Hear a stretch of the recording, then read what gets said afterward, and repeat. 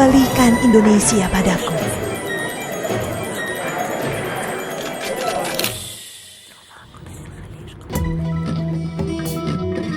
Episode 1. Ketika kedaulatan tak lagi di tangan rakyat.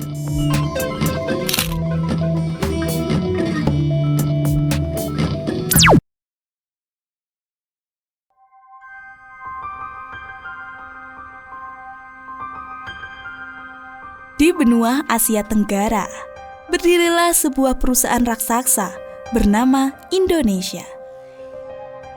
Indonesia bukan perusahaan biasa. Ia dibangun dari tanah, air, dan segala kekayaan alam yang bisa ditemukan di sekitarnya. Tapi, yang paling berharga dari semua itu adalah pemegang sahamnya. Mereka bukan investor asing, bukan konglomerat. Mereka adalah para petani yang menanam padi di kaki gunung, para buruh yang bekerja di pabrik sepanjang malam, para ibu yang mengasuh generasi masa depan. Mereka semua diberi satu hal, saham kepemilikan atau kedaulatan. Dan satu janji, perusahaan ini milik kalian, kalianlah yang berkuasa. Awalnya, semuanya berjalan seperti harapan. Para pemegang saham memilih sendiri direksi perusahaan, yaitu pemerintah. Mereka diwakili lewat dewan-dewan yang katanya menyuarakan aspirasi rakyat. Tugas mereka sederhana, mengelola perusahaan agar berjalan sesuai tujuan awal, kesejahteraan para pemilik. Keputusan penting harus dibahas bersama, dan setiap periode tertentu, para pemegang saham berhak mengevaluasi dan mengganti direksi bila dirasa menyimpang. Rakyat percaya selama ada aturan, maka keadilan akan berjalan. Tapi waktu berlalu, para direksi mulai berubah. Mereka tidak lagi mengundang pemilik saham ke ruang rapat dengan membawa laporan dan permintaan persetujuan. Mereka mulai membuat keputusan sendiri tanpa diskusi. Mereka mengubah struktur perusahaan diam-diam, menjual aset perusahaan ke tangan-tangan yang tak dikenal, mengundang investor asing masuk melalui pintu belakang, lalu menekan rakyat untuk menyetor lebih banyak modal atas nama pertumbuhan.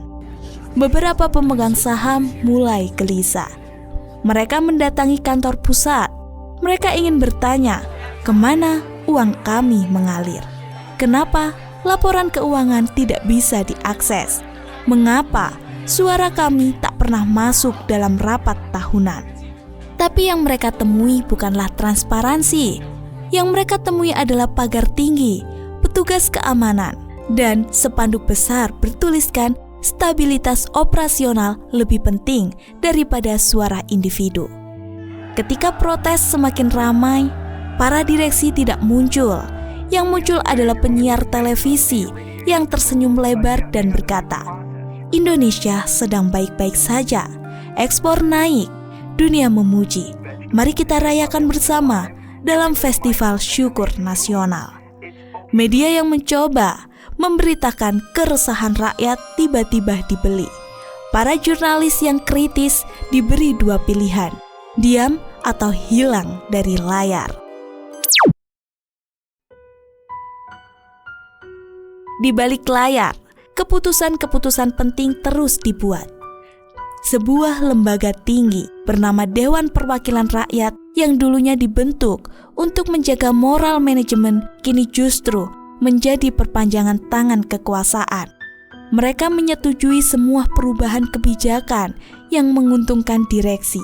Bahkan ketika direktur mengubah aturan dasar perusahaan demi memperpanjang masa jabatannya, Dewan justru menyatakan bahwa itu legal dan sesuai semangat perusahaan. Dan rakyat, para pemegang saham sejati, hanya bisa diam. Bahkan, melihat dari luar jendela kaca pun tidak bisa. Anehnya, mereka masih diberi kotak suara setiap 5 tahun untuk memilih direktur perusahaan. Tapi pilihan yang ada hanyalah wajah-wajah yang sudah disaring oleh panitia dalam perusahaan pilihan palsu dalam rapat pemegang saham yang sudah tak punya daya. Tapi perusahaan itu tetap berdiri, tetap besar, tetap berjalan, tapi bukan lagi untuk mereka. Maka muncul pertanyaan yang pelan-pelan menyebar dari mulut ke mulut, dari warung ke warung. Indonesia masih ada, tapi atas nama siapa, untuk siapa, dan sampai kapan kita membiarkan ini terjadi? Negeri ini berdiri atas nama rakyat, tapi kini suara mereka dibungkam, kedaulatannya dicabut, dan lembaga-lembaga yang dibentuk untuk menjaganya justru menikam dari belakang.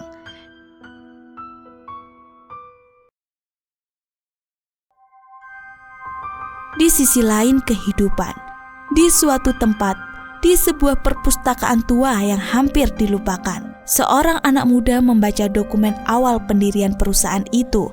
Di dalamnya tertulis dengan tinta emas, kedaulatan ada di tangan rakyat.